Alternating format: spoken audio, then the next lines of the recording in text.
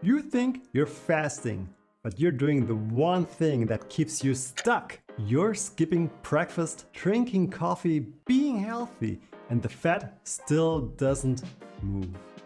Here's the truth. Most people break their fast without even knowing it. And even if you fast clean, there's a second mistake that slows your metabolism every single day. I'm Denis, German aerospace engineer turned fitness coach, and today we fix both, because fasting shouldn't feel like suffering. It should feel like a system you control. Number 1. Fast break. Most people think fasting is only about not eating, but fasting is really about one thing: lowering insulin long enough for your body to switch from burning sugar to burning fat. It's a metabolic toggle, not a hunger test. And here's where the mistake happens. You can be fasting and still kick insulin up without realizing it. Not because of big meals, because of tiny inputs that look harmless. Not everything that tastes clean keeps insulin low, and not everything that's low calorie keeps your fat burning mode on. Your body doesn't track calories during fasting, it tracks signals, and insulin is the loudest one. Evidence is clear on the simple idea. Insulin rises when your body detects incoming fuel. Your goal is to keep that signal quiet. Treat your fasting window like a protected zone. Only water, black coffee or tea. Nothing else. Once the signal rises, your fat burning switch slides back to off. So now we need to talk about what secretly triggers it next. The sweet trap. Number 2, the sweetness trap. The biggest fasting mistake isn't food, it's flavor. Sweeteners, flavored supplements, tiny snacks. They look safe, they feel harmless, but they confuse your system more than you think. Not because they always spike insulin. The research is mixed, but because they raise the risk of breaking your fast without giving you any real benefit. Some sweeteners do trigger insulin in certain people, others don't. But the bigger problem is behavioral.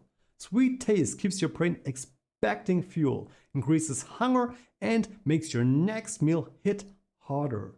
Flavored BCAAs or fruity powder taste like candy, so your body reacts like candy is coming.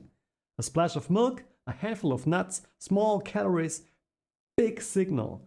And during fasting, the signal is what matters. Evidence in one sentence. Taste can trigger a metabolic response even without calories, and calories always break the fast. Action step: if it tastes sweet or creamy, it's out of your fasting window.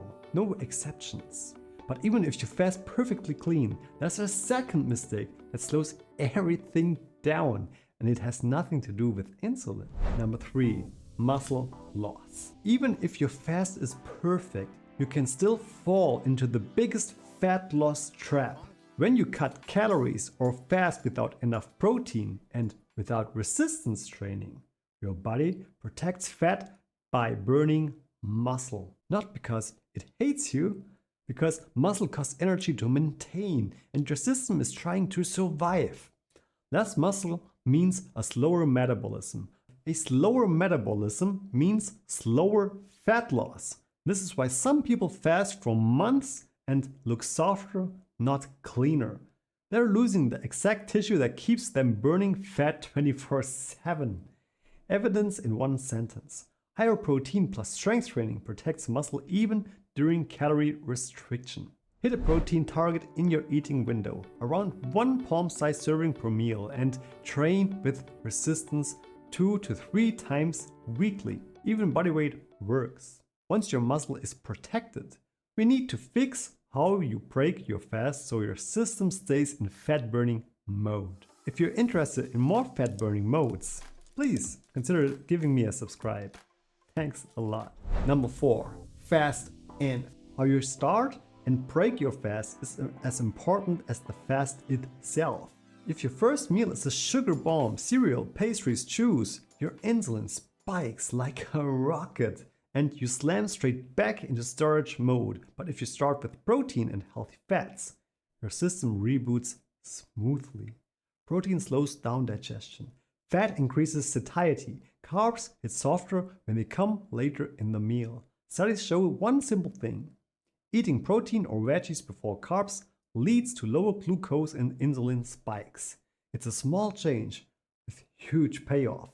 Think eggs, fish, meat, tofu, lentils, beans. Something your body can use to rebuild. Break your fast with protein first, fat second, carbs third. It's a simple order that keeps your metabolic switch stable. Now you're for the final step, turning fasting into a repeatable system that actually works. Number 5. System on. Fasting only works when the whole system works together. Think like an engineer.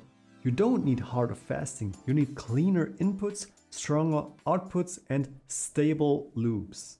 Clean fast, controlled insulin. Protein and training, preserved muscle. Protein first meals, smoother re-entry. These aren't random hacks. They're the minimum viable system for consistent fat loss. Once you lock these in, the frustration disappears, hunger becomes predictable, energy becomes stable, and fat loss becomes repeatable. And you stop feeling like a fasting is a fight. This is the skill tier upgrade most people never reach. So, action step. Run this loop for 1 week. Clean fast. Protein first meals, 2 strength sessions, and watch how fast your energy changes. Now let's close this out so you know exactly what to do next. You're not stuck because fasting doesn't work. You're stuck because one signal keeps jamming the system. Clean your fast, protect your muscle, break your fast with intention. And suddenly, fasting stops being a punishment and becomes a tool you actually control. If you would like to know how I fast for 72 hours with ease, please check this one right here.